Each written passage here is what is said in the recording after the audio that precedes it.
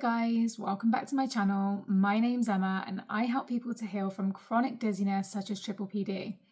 If you're new here, don't forget to hit the subscribe button if you want to see more videos that can help you to heal from dizziness.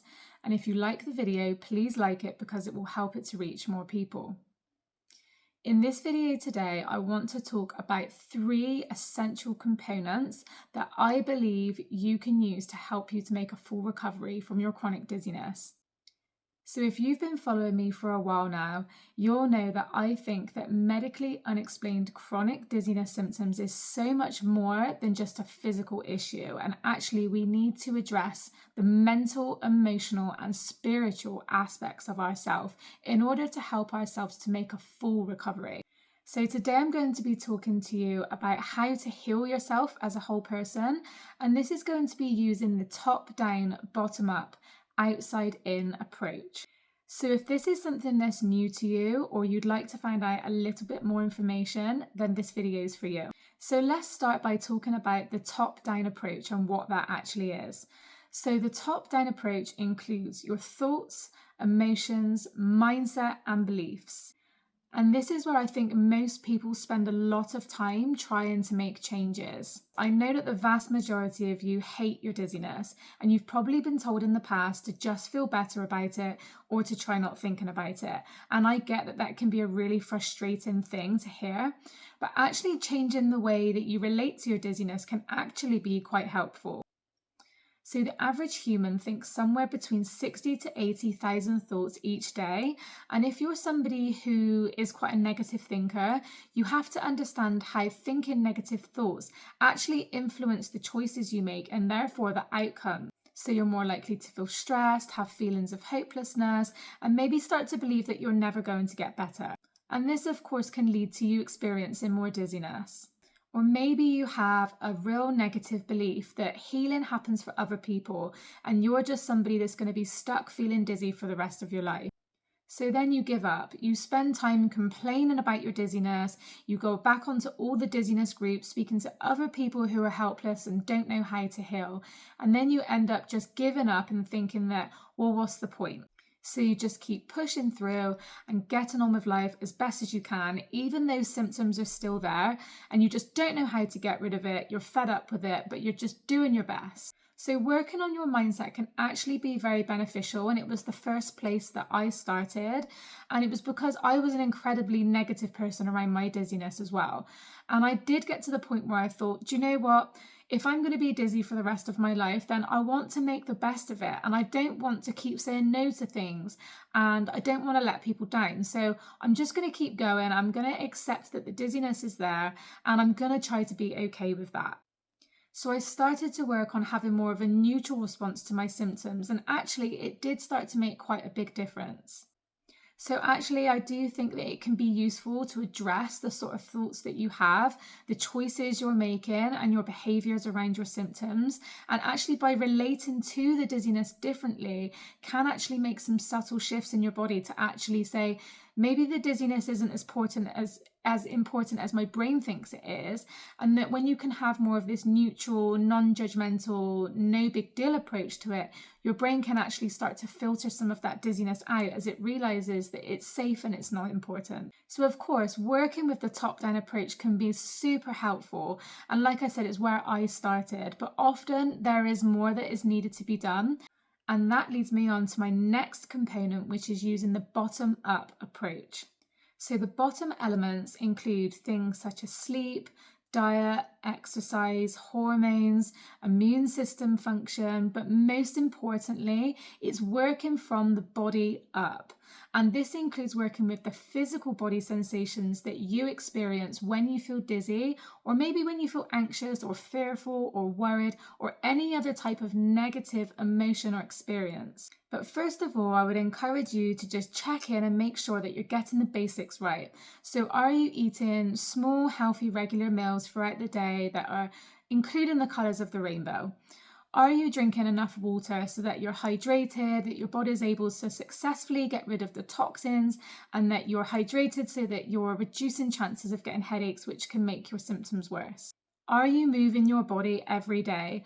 Even if it's just a 5 or a 10-minute gentle walk. Exercise is so important, especially aerobic exercise, but just listen to your body and just do what you feel like you're able to do, but be gentle and make sure that exercise is a part of your daily routine.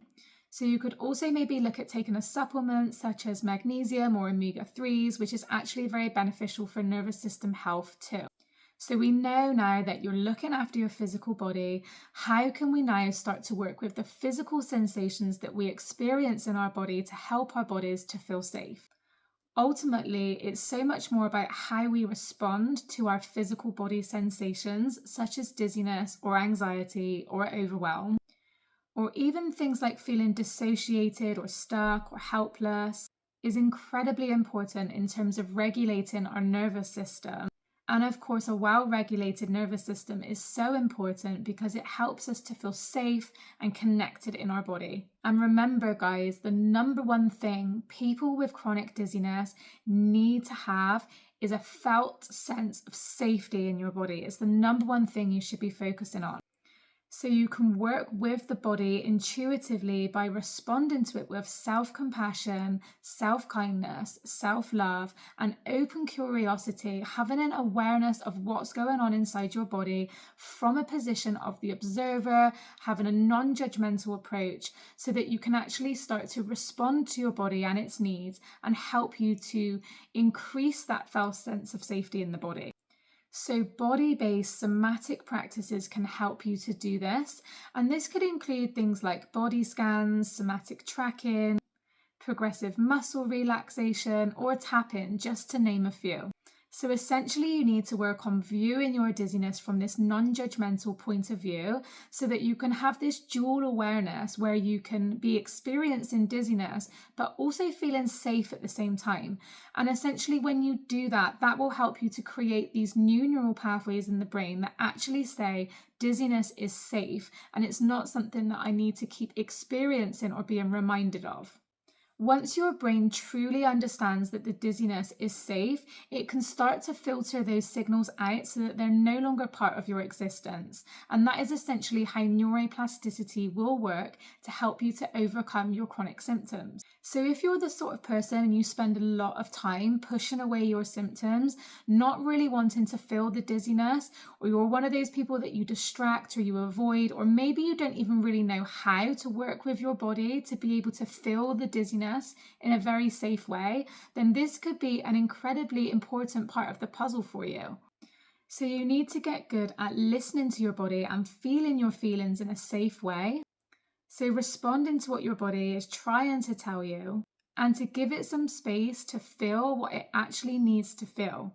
So I did body scans, somatic tracking, and tapping, and I find them all to be incredibly helpful for me on my healing journey.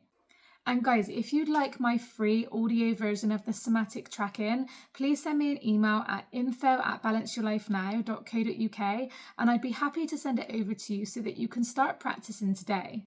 Okay, so finally then, the third component that I believe will help you to heal yourself from your chronic dizziness as a whole person is the outside-in element. Now, this refers to things that's happening in your external environment. So this could include things such as stress, relationships, life events, current circumstances, and education. So have a think if any of those things could be impacting your life right now and see if there's any easy changes that you can make to help your external environment just a little bit less stressful and a bit more easier for you to manage. So of course it can include things such as a stressful job, a toxic relationship, losing a loved one or a pet, or it could even be just that you feel like you have a complete lack of support for where you are right now. Now, from an education point of view, I am a firm believer that you really need to understand what is going on inside your body when you're experiencing chronic dizziness, as well as the role that your nervous system is playing in all of this, but also to understand how neuroplasticity can help you to get better. So if you really don't know that much about your condition or where to even start in terms of getting yourself better, then that would be a really good place to start. I would encourage you to just read as many books as you can to learn about your nervous system, to learn about your chronic dizziness, the stress response, and also by understanding how you can work with your body to help improve that mind-body connection. Sometimes our nervous systems are on high alert for good reason. It could be toxic relationships, work pressures, or just being too busy and rushing everywhere. This can actually affect you more than you think. So I'm hoping this video has helped to break down the 3 key components that you can address in order to help you on your healing journey, and also how working with these 3 different components combined can help you to work with yourself as a whole person. And that can have some really profound benefits overall. So as always, thanks for watching, and I'll see you in the next video.